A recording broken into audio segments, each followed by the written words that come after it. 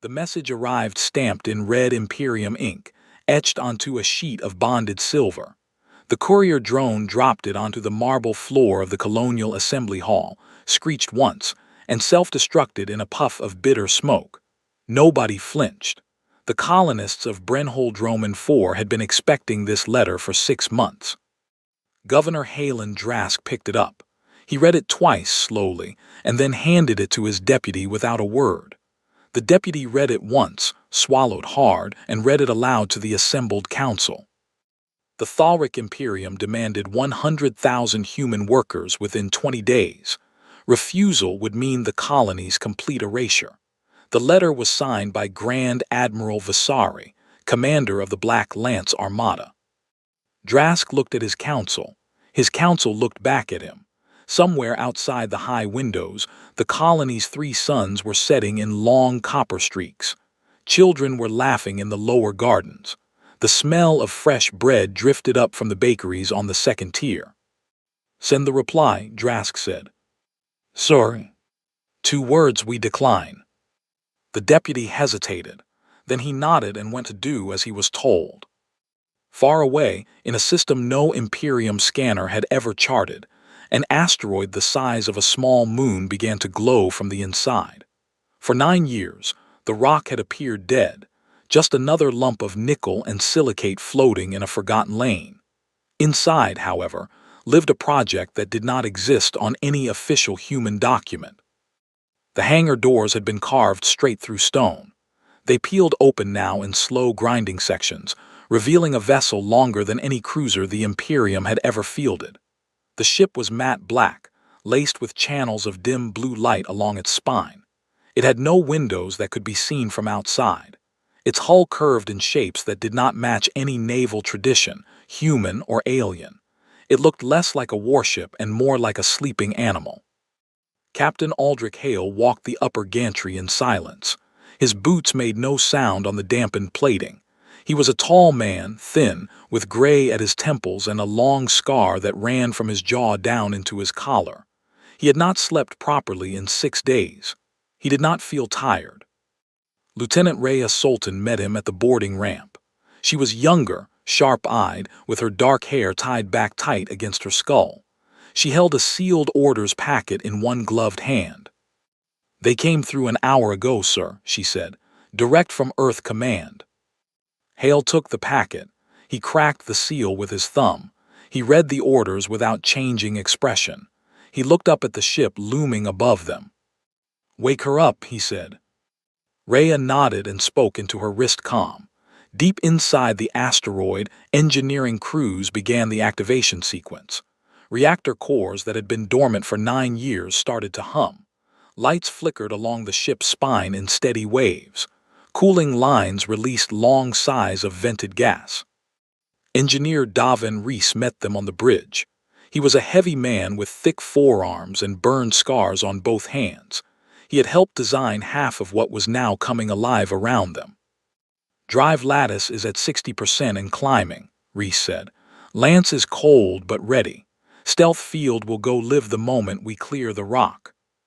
"Crew?" Hale asked. "All aboard, all briefed, all scared."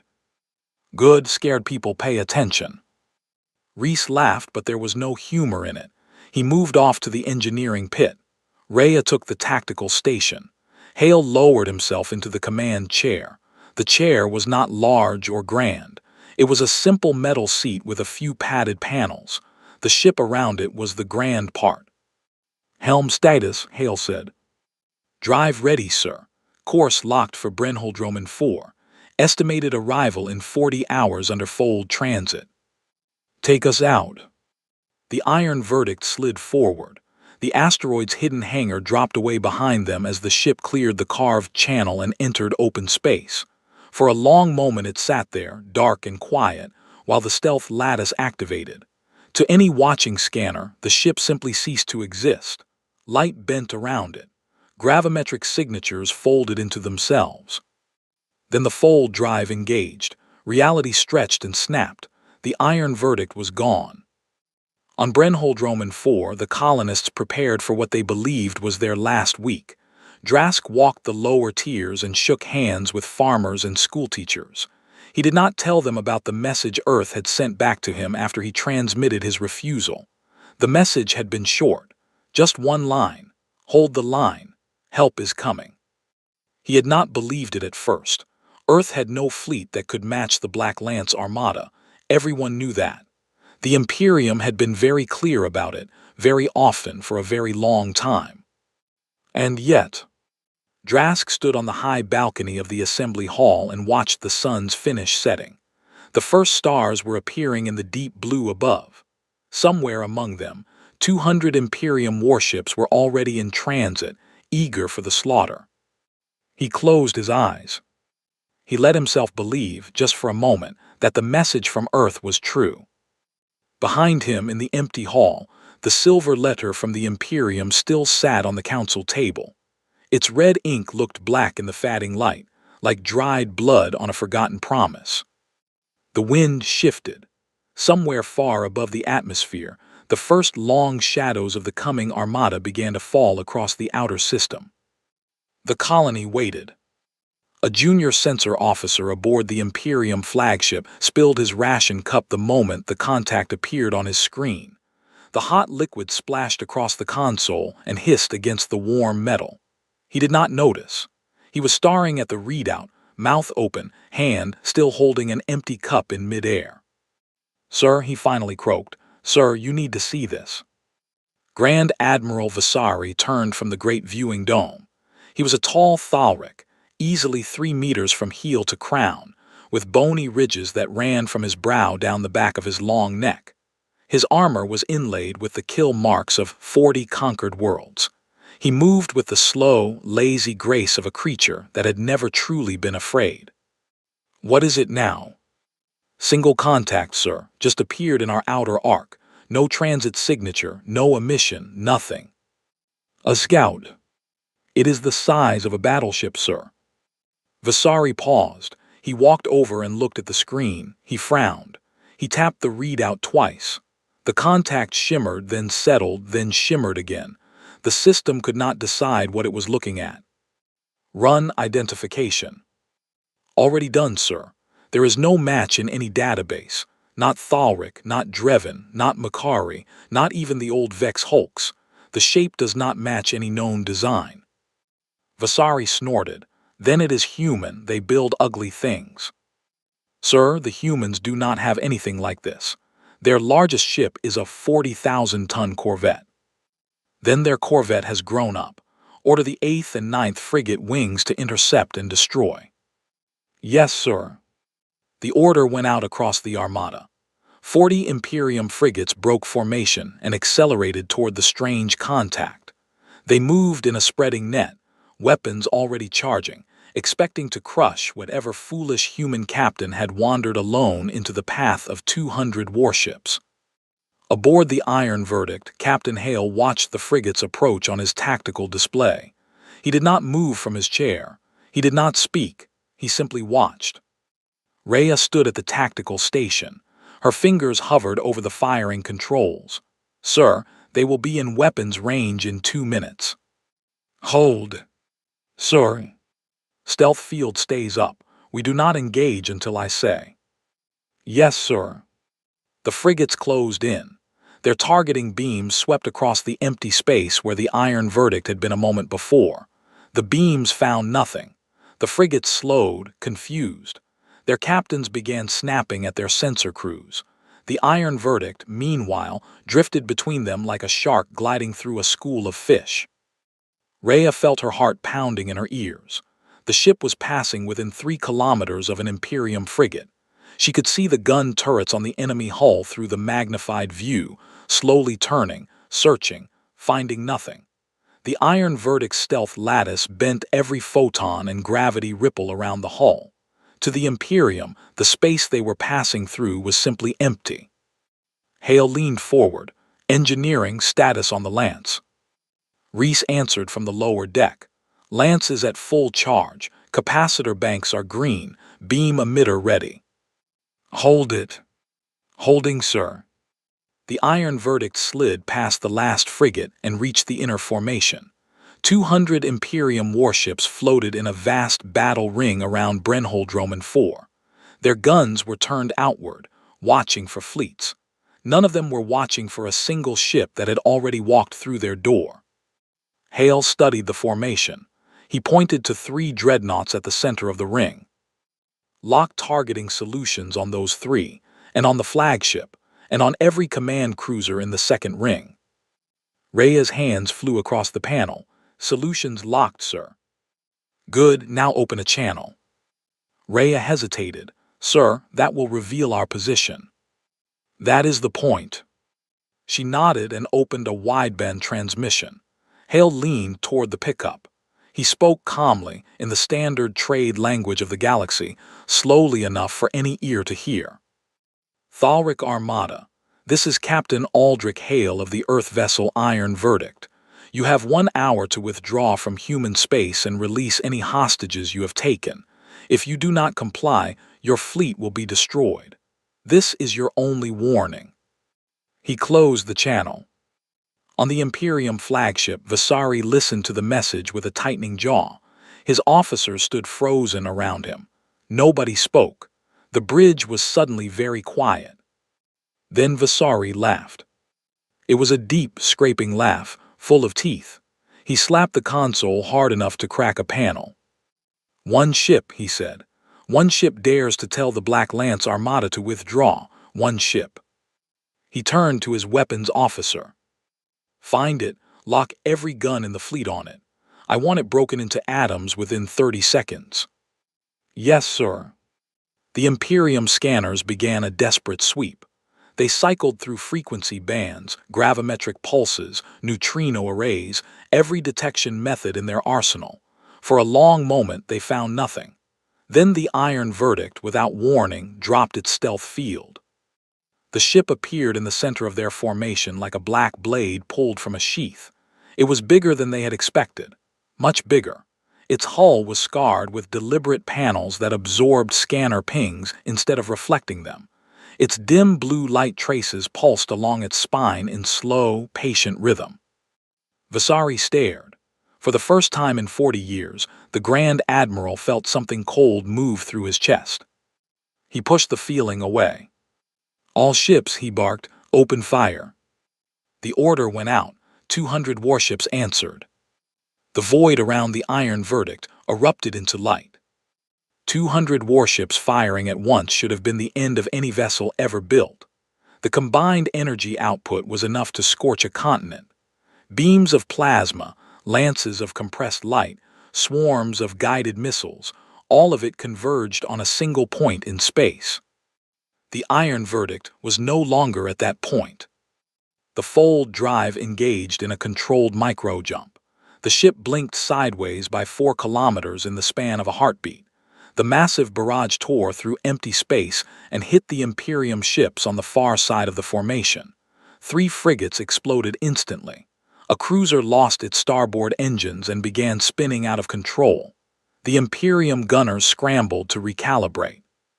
On the Iron Verdict's bridge, the lights flickered for just a second as the fold drive vented heat. Rhea gripped her console. Micro-jump successful, sir. Adaptive armor at 98%. They barely scratched us. Hale nodded once. Bring the Lance online. Reese answered from below. Lance hot, sir. Beam emitter primed, awaiting target. Hale pointed at the screen. The 3 center dreadnoughts, single sustained beam, full power. Yes, sir. The Iron Verdict's spine split open along a long seam. From the cavity rose a long crystalline emitter, glowing pale blue at the tip. Humanity had spent 12 years studying a damaged piece of ancient technology found in a dead system on the rim of explored space. They had not understood half of it. The half they had understood was now pointed at the Thalric Imperium. The lance fired. The beam was not loud. It made no sound. It did not even look impressive at first. It was a thin line of pale white light, no thicker than a man's arm, drawn from the Iron Verdict's spine to the hull of the first dreadnought. The dreadnought, 3 kilometers long and crewed by 10,000 Thalric warriors, simply came apart. The beam cut through it lengthwise. There was no explosion, no fireball, just a clean line of light that passed through armor and reactor cores and crew decks as if they were paper. The two halves drifted apart slowly, venting atmosphere into the void. The beam shifted. The second dreadnought split the same way. The beam shifted again. The third dreadnought tried to maneuver. It did not matter. The beam followed it and cut it in half at the midline. The entire attack took 11 seconds. On the Imperium flagship, the bridge had gone silent. Vasari stared at the tactical display. His officers stared at him. The young censor officer, the one who had spilled his cup, was now whispering a prayer under his breath. Vasari opened his mouth. He closed it. He opened it again. That, he said very slowly, cannot be a human warship. Nobody answered him. He gripped the edge of the console. His knuckles went pale where the bone pushed against the skin. For 40 years, he had commanded fleets. He had crushed 3 rebel systems in a single afternoon. He had broken the Dreven defense line at Makrai and feasted on the bones of their admirals. He had never, in all those years, seen a weapon cut a dreadnought in half with a single beam. "Communications," he barked. "Get me Imperium High Command now." The communications officer hesitated. "Sir, Foldcom relay is jammed. Something is blocking us. We cannot reach High Command." "What do you mean blocking us? Who is blocking us?" "It seems to be coming from the human ship, sir." Vasari turned slowly to look at the tactical display. The iron verdict was moving again. It was not running. It was not retreating. It was moving deeper into his formation, like a wolf walking calmly through a flock of confused sheep. "All ships," he snapped. "Close formation, box that ship in. Use overlapping fields of fire, do not let it maneuver." The order went out. The Imperium fleet began to compress, hundreds of warships shrinking the gaps between themselves, raising a dense net of guns and shields. It was the standard doctrine for trapping a fast vessel. It had worked for 2 centuries. Aboard the Iron Verdict, Rhea watched the formation tighten. She smiled. It was a thin, sharp smile, the kind that Hale had learned to be wary of. "Sir, they are doing exactly what the simulations predicted." "Of course they are. Their doctrine is older than my grandfather. Engineering dropped the dampening field." Reese flipped a switch, field down. The Iron Verdict's secondary weapon system, a swarm of small autonomous drones the size of grown men, launched from hidden ports along its underside. 200 of them spilled out into the void and scattered like a dark cloud. Each drone carried a single-shaped charge designed to penetrate Imperium reactor casings. The Imperium gunners panicked. Their formations were too tight to track so many small targets. The drones threaded through the ships, found their reactors, and detonated. 12 more Imperium warships died in a long sequence of internal explosions. Vasari watched it happen. His officers were screaming orders that nobody could follow. His tactical display was lighting up with red dots that became gray dots and then disappeared entirely. In a corner of the flagship bridge, Warlord Kreshdan stepped forward. He was not part of Vasari's regular command. He was a battle priest, sent by High Command to bless the campaign and ensure proper religious observance during the slaughter. His robes were crimson. His face was painted in white ash. "Grand Admiral," Kreshdan said, "this is no ordinary enemy. This is a demon. We must perform the rites of cleansing." Vasari did not answer. He was watching another dreadnought split in half on the screen. In the central hall of the Imperium capital, 3,000 light-years from the battle, a chained human woman was dragged across a polished stone floor. Her name was Linnea Voss. She had been the human ambassador to the Thalric court for 7 years. 2 hours ago, her diplomatic guards had been killed and her offices burned. She did not know why. Now she did. The High Council of the Imperium sat in their tall thrones, watching her. 12 great Thalric lords, draped in robes of blood-colored silk. Their eyes were bright and angry. The chamber smelled of incense and old metal. The High Lord Speaker leaned forward. His voice was a slow, grinding sound, like stones being crushed.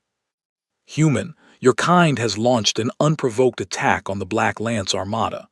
You have brought a weapon into our space that cannot exist. Explain yourself. Linnea got to her knees. Her wrists were raw from the chains.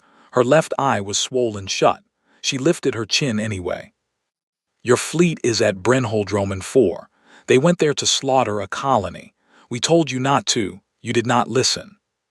You will not lecture this council. Then do not ask me questions you do not want answered. The speaker hissed. The other lords muttered to each other. Linnea kept her one good eye fixed on the throne. You taught us silence, she said. For 30 years you taught us that humans must keep their voices down, must not build, must not grow, must not exist beyond what you allowed. You taught us very well. We learned to be silent. We learned to build in places where you do not look. And now you are surprised that something has come out of that silence. Insolence. Truth. The speaker raised a clawed hand to order her execution. He never finished the gesture. A messenger ran into the chamber. He was out of breath. He skidded to a halt at the foot of the throne and prostrated himself. Most Holy Council, he gasped. Word from Brennholdroman 4. The 8th and 9th frigate wings are gone. The center dreadnoughts are gone. The flagship is under fire. Grand Admiral Vasari requests immediate reinforcements. The chamber went very quiet. The speaker slowly lowered his hand. He looked at Linnea Voss. She looked back at him. You see, she said softly, you should have listened. Back at Brennholdroman 4, the battle was no longer a battle. It was a methodical disassembly. The Iron Verdict moved through the Imperium formation in long, looping arcs. The lance fired again and again, each shot precisely chosen, each shot ending another capital ship. The drones continued to weave through the smaller vessels, popping reactors one by one. Hale watched the displays with no expression. Rhea had stopped smiling. The reality of what they were doing was starting to settle on her shoulders. Each red dot on the screen was a ship full of living beings, even if those beings had come here to murder a colony. She glanced at Hale. He saw the look. They had a choice, he said quietly. They chose to come here. They chose to demand workers. They chose to ignore the warning. I know, sir. Stay focused. Yes, sir. Down in engineering, Reese was watching his readouts with growing concern. The Lance's main capacitor was running hotter than the design specs allowed. The micro-jumps were stressing the fold drive in ways the simulations had not fully predicted. He shouted up to the bridge. Captain, we cannot keep this up forever. The Lance is going to need a cooldown cycle in about 10 minutes. The drive coils are also approaching their thermal limit. How much time? 12 minutes of full combat capability. After that, we drop to about 40% until the systems stabilize. Hale nodded. Then we end this in 12 minutes. Rhea, I want a full firing solution on the flagship. We are going to give Grand Admiral Vasari something to think about. Yes, sir. While the Iron Verdict prepared its next move, something unexpected was happening on the Imperium flagship. Warlord Kreshtan was no longer being ignored. He had gathered a group of officers around him, men and women who had been trained in the old religion, men and women who believed that any defeat was a sign of spiritual weakness, not tactical failure. Kreshtan raised his arms. His painted face glowed red in the emergency lights. This is not a ship, he proclaimed. This is a punishment from the dark gods. The humans are merely the vessel. We must purge the vessel. We must ram it. We must drive ourselves into it and break the curse with our own bodies. Vasari finally turned away from the screens. He walked over to Kreshtan. He grabbed the priest by the front of his robes and lifted him off the ground. Vasari was a large Thalric. Kreshtan was not. Listen to me, you painted fool, Vasari hissed. I have lost 26 ships in 15 minutes. I will not lose any more on a religious tantrum. You will sit down. You will be silent, or I will throw you out the airlock myself. He dropped Kreshtan to the floor. Kreshdan smiled. It was not a normal smile. It was the smile of a man who had already decided what he was going to do, and who knew that nobody was going to stop him in time. "As you say, Grand Admiral," he said softly. He stood up, brushed off his robes, and walked off the bridge. Nobody stopped him, nobody thought to. Outside, the iron verdict turned. Its lance began to glow. A child on Brennholdroman 4, watching the night sky from her bedroom window, saw the new stars appear. She was 8 years old. She did not understand that the bright flashes were warships dying. She thought it was the prettiest meteor shower she had ever seen. Her mother came in, looked up, and quietly led her away from the glass. In low orbit, the Imperium fleet was breaking apart in slow motion. What had been a tight box formation of nearly 200 ships 15 minutes ago was now a scattered cloud of damaged hulls, drifting bodies, and panicked transmissions. Captains were shouting at each other on the open channels. Some begged for orders. Some begged for retreat. Some had simply stopped responding altogether. Grand Admiral Vasari finally accepted the truth. His armada could not win this fight. He keyed his command channel. All ships, prepare for coordinated fold jump. Withdrawal coordinates being transmitted now. Jump on my mark." The order rippled through the surviving vessels. Drives spun up. Navigation arrays calculated escape vectors. For one brief moment, it looked like the remnants of the Black Lance Armada might actually escape. Aboard the Iron Verdict, Rhea saw the fold signatures appearing on her screen. "Sir, they are about to jump, all of them at once." "Engineering, deploy the anchor." Reese flicked a row of switches. "Anchor field deploying." A second emitter rose from the Iron Verdict's belly. This one was wider and squatter than the Lance. It pulsed once, twice, and then released a slow expanding sphere of distorted gravity. The sphere washed over the Imperium fleet.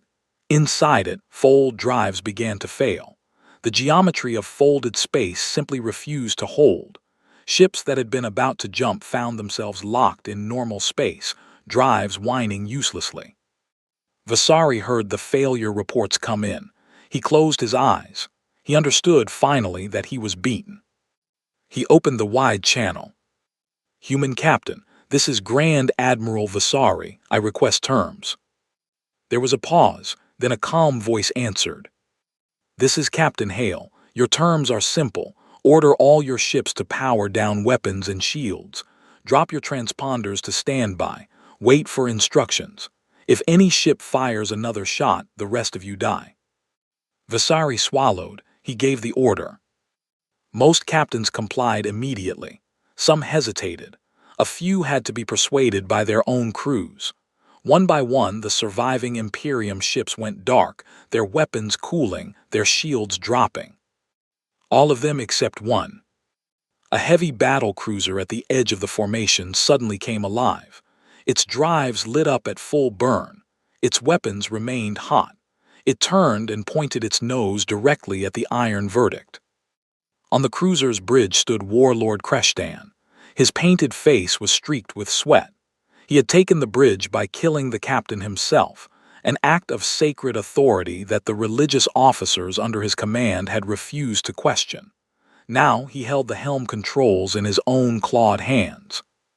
"Demon," he whispered into the calm, "I send myself to you." He pushed the throttle forward. The cruiser leapt at the Iron Verdict, 4 kilometers of armored mass accelerating to ramming speed. On the Iron Verdict, alarms began to blare. Rhea tracked the incoming vessel. Her hands moved without hesitation. "Sir, ramming attempt. 200 kilometers and closing. Time to impact 40 seconds. "Lance ready." Reese answered fast. "Lance is in cooldown, sir. 90 seconds before full power." "What do we have?" "Secondary cannons. Drone swarm point defense." "Use them all. Bring that cruiser down." Rhea opened up with everything the Iron Verdict had below the Lance. Secondary cannons hammered the cruiser's shields. The drone swarm raced to intercept it. Point defense lasers burned red lines through the void. The cruiser kept coming. Its shields dropped under the punishment, but its momentum carried it forward. Pieces of its armor peeled away. One engine flared and died. Still it came on. At 20 kilometers, the secondary cannons broke through to its hull. The cruiser's nose began to crumple. Its remaining engine flared white-hot. Kreshdan was screaming on the open channel, no longer making words, just sound. At 10 kilometers, the drones reached the reactor. Their shaped charges punched through and detonated. The cruiser came apart in a single brilliant flash. Its momentum carried the cloud of debris forward and broke against the Iron Verdict's shields. The bridge shook. Warning lights flashed. Then the shaking stopped, and the debris drifted past in a long, spreading fan. Hale exhaled. He had not realized he was holding his breath. Damage report. Shields at 62%, Rhea said. Hull integrity holding. No casualties. Good. Open the channel to Vasari. Channel open. Sir. Hale leaned forward. Grand Admiral, one of your captains tried to ram me. Was that on your order? It was not. The man was a battle priest. He acted alone. I believe you. Stand by for boarding instructions. Your fleet is now under human escort to neutral space. Cooperation will be remembered. Resistance will not. Vasari was silent for a long moment. Then, very quietly, he answered. Understood, Captain Hale. The Iron Verdict began to organize the surrender. Across the galaxy, Foldcom traffic began to spike. Diplomats woke up their staff. Ambassadors composed urgent messages. Empires that had laughed at humanity for 30 years began, very quietly, to stop laughing. Brennholdroman 4 had been saved. The galaxy had been changed. And in the dark, the Iron Verdict began to gather the prisoners. 3 days after the battle, an old farmer on Brennholdroman 4 walked out into his fields at sunrise and stopped to look at the sky. He stood there for a long time, leaning on his hoe, just looking. The sky was empty. No warships, no invaders, no ash falling from orbit, just blue and 3 pale moons fatting in the dawn. He took off his hat, held it against his chest for a moment, and then went back to work. The colony lived. In the upper orbit, the Iron Verdict held position above the planet. Below, repair drones moved among the wreckage of the Imperium fleet, recovering survivors, securing damaged hulls, escorting prisoners to holding stations that human transports were already ferrying in from the inner systems. On the bridge, Captain Hale stood at the viewing port. He had not slept in 2 more days. His coffee was cold. He did not care about the coffee. He cared about the planet beneath him, and about the soft green color of its continents, and about the people on those continents who would never know how close they had come to the end. Rhea joined him at the port. She had managed an hour of rest. She looked almost human again. Sir, the last batch of Imperium captains have been transferred to the holding fleet. Vasari is with them. He has cooperated fully. Good. Earth Command sent a message. They are sending a peace delegation. They want you to lead the negotiations. Hale almost smiled, almost. Tell them I am a captain, not a diplomat. Send Linnea Voss when she gets home. She will know what to do. Sir. There was a long quiet. Below, Brennholdroman 4 turned slowly on its axis. Somewhere down there, Governor Halen Drask was preparing a public address. He had not yet decided what he would say. Some things were too large for words. In the Imperium capital, the High Council had reconvened in emergency session. Linnea Voss was no longer in chains. She sat in the chair that had been reserved for the human delegation, a chair that had been empty for 3 years. The High Lord Speaker did not look at her. None of them looked at her. When the formal apology was finally given, it was done in the old language, the language of treaties between equals. Linnea accepted it without smiling. She then read out humanity's terms. The Thalic lords listened in silence. They signed. Outside the chamber, in the long hallway lined with statues of conquered species, Linnea allowed herself one small moment. She leaned against a cold stone pillar. She closed her eyes. She thought of the silver letter that had been delivered to Brennholdroman 4. She thought of her dead guards. She thought of a young captain she had never met, who had come out of nowhere and broken an empire in 15 minutes. She straightened up. She had work to do. In a quiet briefing room aboard the Iron Verdict, Engineer Reese laid out his repair schedule. The lance needed full overhaul. The fold drive needed new coils. The adaptive armor had taken hits in 12 sections that needed replating. The whole ship needed at least 3 months in dock. "We will not get 3 months," Hale said. "I know, sir." "How long do you actually need?" 3 weeks if we push it." "Push it." Reese nodded. Hale looked at the wall. There was a star map mounted there of the known galaxy. The Thalric Imperium covered a wide red region of it, but there were other regions on that map. Older regions, stranger regions, regions where the local powers had been watching the battle at Brennholdroman 4 with very careful eyes.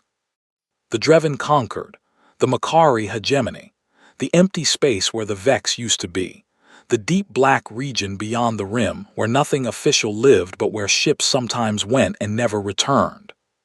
Hale studied the map. "Rhea." She looked up. "They will come for us next." "I know, sir." "Not all of them, but enough of them. They will want to test what we are. They will want to know if Brennhold was a fluke or a pattern." "And what do we tell them, sir?" He considered the question for a long time. "We tell them," he said finally, "that humanity learned to be silent, and that silence is no longer a weakness." She nodded slowly. She understood. The Iron Verdict left Brennholdroman for 3 weeks later. It did not announce its departure. It did not file a flight plan. It simply was there one moment, holding station above the colony, and then it was not. The fold drive engaged. Reality stretched and snapped. The ship was gone. In the days that followed, strange reports began to filter through the Galactic news services. A Dreven patrol cruiser reported a brief shadow on its long-range sensors near the rim of explored space. Then nothing. A Makari border station detected a single fold signature in deep void where no fold signature should have been, and could not confirm it. An old smuggler in the lawless region beyond the rim claimed to have seen a black ship slide silently past his hold, dark and quiet, lights dimmed, before vanishing again into the dark. Nobody could prove it was the Iron Verdict. Nobody could prove it was not. Across the galaxy, in courts and council chambers and admiralty briefing rooms, the great powers of known space sat with their charts and their old doctrines and their suddenly outdated assumptions. They argued, they planned, they prepared. Somewhere in the dark, the Iron Verdict listened. And humanity waited.